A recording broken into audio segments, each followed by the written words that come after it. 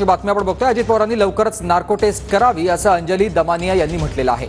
दोषी निघाल्यावर अजित पवार काय करणार हे सांगावं असा सवाल देखील दमानिया यांनी अजित पवारांना विचारलाय। अजितदादांना दोषी न निघाल्यास मी कुठे काही बोलणार नाही असं देखील दमानिया यांनी स्पष्ट केलेलं आहे। चॅलेंज ॲब्सोल्युटली एक्सेप्टेड आहे। तुम्ही प्लीज तुमची नार्को टेस्ट तात्काळ करा, अगदी ताबडतोब करा आणि जर तुम्ही दोषी निघालात तर काय करणार हे पण सांगा आणि नाही निघालात तर मी संन्यास घेईन। मी याच्या पुढे कुठल्याही सोशल ॲक्टिव्हिटीवर पण बोलणार नाही, कुठल्याच याच्यात मी बोलणार नाही एवढी मला गॅरंटी आहे। पण तुमची नार्को टेस्ट जी होईल त्याची प्रश्नावली जी आहे ती मी तयार करून पोलिसांना देणार।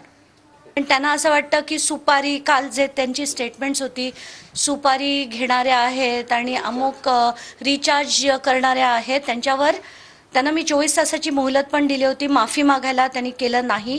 याच्यावर मी आता त्यांची अक्षरशः म्हणजे लीगली जे जे पॉसिबल आहे ते करणार आहे। कारण ही सूरज चव्हाण, त्याच्यानंतर उमेश पाटील, त्याच्यानंतर अमोल मिटकर या तिघांनी जे बोललेत तर त्यांची डोकी तेवढीच चालणार आणि त्यांना त्यांच्या नेत्यांना प्रूव्ह करायचं असतं की आम्ही किती चांगले आणि बघा आम्ही तुमच्यासाठी किती लढतोय।